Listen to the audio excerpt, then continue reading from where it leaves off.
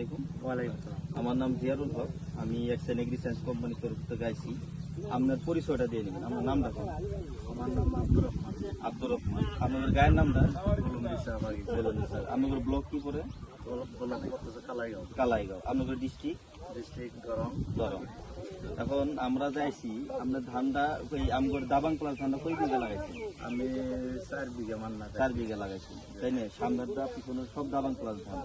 অন্য ধান লাগাইছেন না খালি এই বছর এডি করছেন? না, অন্য ধানও লাগাইছি, অল্প লাগাইছি। এটা বেশি ভালো। এটা এই বছর তো নতুন লাগাইছি। হ্যাঁ, এবার বর্তমান পর্যন্ত আপনি যেটা ক্ষেত্রে দেখলাম, মানে আপনার পছন্দ হয়েছে কি ধানটা? পছন্দ হয়েছে। মানে ধানের মানে এমনি যেটা সিজা হোক বা ধানের যেটা হাইট হোক, মানে কোন দিক দিয়ে আপনার পছন্দ হয়েছে? আমার পছন্দ আমাদের ধানটা মানে ধান শীর্ষেও ভালো লাগছে, হয়তো বা ধানটাও গাছ নিয়েও ভালো।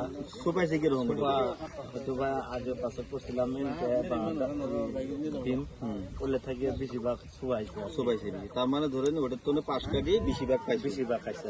এখন আধা আছে। আধা মানে ধরেন সে ওটা 10টা হলে এটা 20টা হচ্ছে, তাই না? কেন আমরা পরে আপনার পরে আজকে পরে 30-40 জন মানুষ ডাক দিচ্ছেন, সবাই তো আপনারা দেখলেন।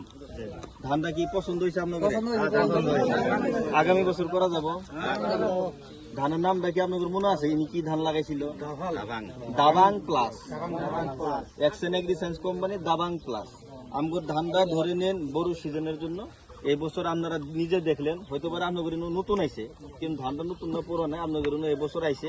ধানটা দেখবেন। আর একটা কথা কয়ে যাই, ধানত করলে বেমার লাগে, ব্লাস্ট বেমার বলে একটা রোগ আছে, তাই না? আমগর ধানটা বেমার মুক্ত ধান, তারপরে আঠা হবো না। আমগর ধানত কোনো আঠা নেই। বহুত ধান আছে আপনি লাগান ফল মানে ধরে নেন আঠা হয়, কিছু খাওয়ারও যায় না। আমগরটা আঠাও হবো না, তারপরে বেমারও আছে, বেমারের তো মুক্ত ধান। তো হিসেবে আমরা আশা রাখলাম আগামী বছর তো সবই করবেন ইনশাল্লাহ। ধানের নামটা সবসময় মনে রাখবেন, দাবাং প্লাস।